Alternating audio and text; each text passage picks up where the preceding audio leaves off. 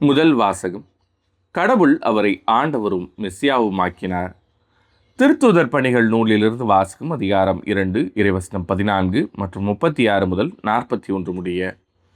பெந்தகோஸ்து என்னும் நாள் வந்தபோது பேதுரு 11 சேர்ந்து எழுந்து நின்று உரத்த குரலில் அவர்களிடம் பின்வருமாறு கூறினார். நீங்கள் சிலுவையில் அறைந்த இந்த இயேசுவை கடவுள் ஆண்டவரும் மெஸ்ஸியாவுமாக்கினார் என்பதை இஸ்ரேல் மக்களாகிய நீங்கள் அனைவரும் உறுதியாக அறிந்து கொள்ளுங்கள். அவர்கள் இதை கேட்டு உள்ளம் குத்தப்பட்டவர்களாய் பேதுருவையும் மற்ற திருத்துதர்களையும் பார்த்து, சகோதரரே, நாங்கள் என்ன செய்ய வேண்டும் என்று கேட்டார்கள்.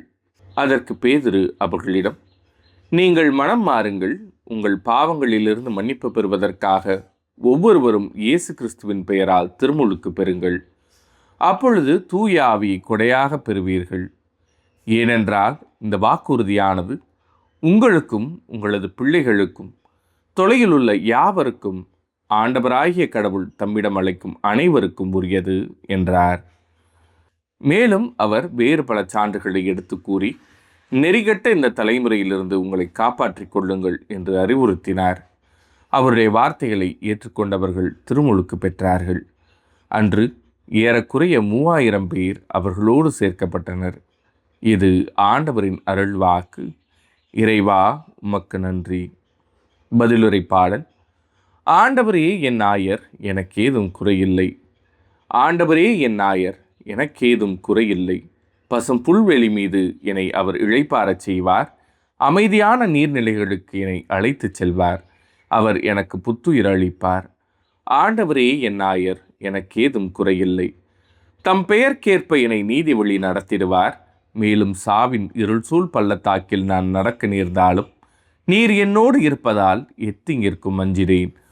கோலும் நெடுங்கழியும் என்னை தேற்றும். ஆண்டவரே என் நாயர், எனக்கேதும் குறையில்லை. என்னுடைய எதிரிகளின் கண்முன்னே எனக்கு ஒரு விருந்தினை ஏற்பாடு செய்கின்றீர். என் தலையில் நறுமண தைலம் பூசுகின்றீர். எனது பாத்திரம் நிரம்பி வழிகின்றது. ஆண்டவரே என் நாயர், எனக்கேதும் குறையில்லை. உண்மையாகவே என் வாழ்நாள் எல்லாம் அருள் நலமும் பேரன்பும் என்னை புடை சூழ்ந்து வரும். நானும் ஆண்டவரின் இல்லத்தில் நெடுநாள் வாழ்ந்திருப்பேன். ஆண்டவரே என் நாயர், எனக்கேதும் குறையில்லை. இரண்டாம் வாசகம். உங்கள் ஆன்மாக்களின் ஆயரிடம் திரும்பி வந்திருக்கிறீர்கள்.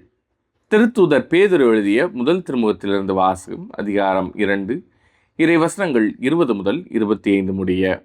அன்பிற்குரியவர்களே, நன்மை செய்தும் அதற்காக பொறுமையோடு துன்புற்றால் அது கடவுளுக்கு உகந்ததாகும்.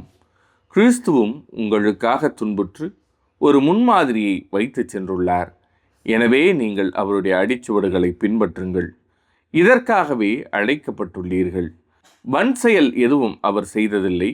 வஞ்சனை எதுவும் அவர் வாயில் இருந்ததில்லை. பழிக்கப்பட்ட போது பதிலுக்கு பழிக்கவில்லை. துன்புறுத்தப்பட்ட போது அச்சுறுத்தவில்லை. நியாயமாக தீர்ப்பு வழங்குவோரிடம் தம்மை ஒப்படைத்தார். சிலுவையின் மீது தம் உடலில் நம் பாவங்களை அவரே சுமந்தார். நாம் பாவங்களுக்கு இறந்து நீதிக்காக வாழ்வதற்கே இவ்வாறு செய்தார்.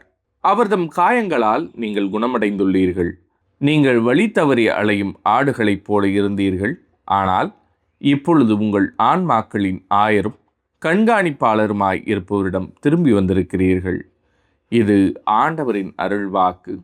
இறைவா, உமக்கு நன்றி. நற்செய்திக்கு முன் வாழ்த்தொலி. அல்லேலூயா, அல்லேலூயா. நல்ல ஆயன் நானே.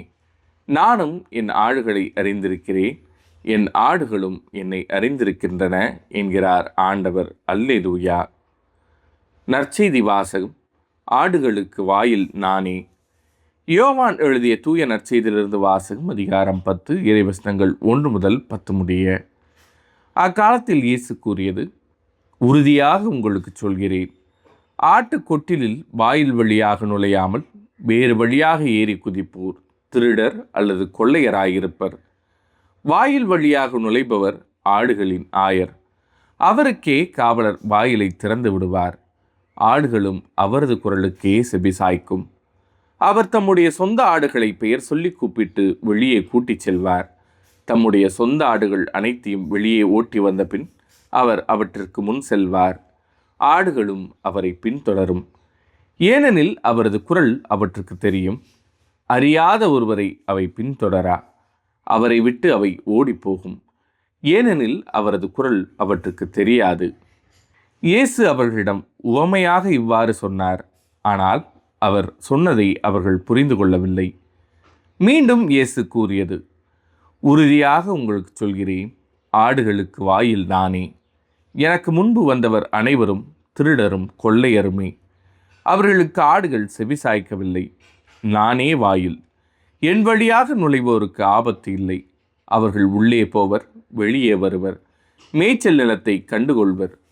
திருடுவதற்கும் கொள்வதற்கும் அழிப்பதற்கும் அன்றி திருடர் வேறெதற்கும் வருவதில்லை. ஆனால் நான் ஆடுகள் வாழ்வை பெறும் பொருட்டு, அதுவும் நிறைவாக பெறும் பொருட்டு வந்துள்ளேன். இது ஆண்டவரின் அருள்வாக்கு. கிறிஸ்துவே உமக்கு புகழ்.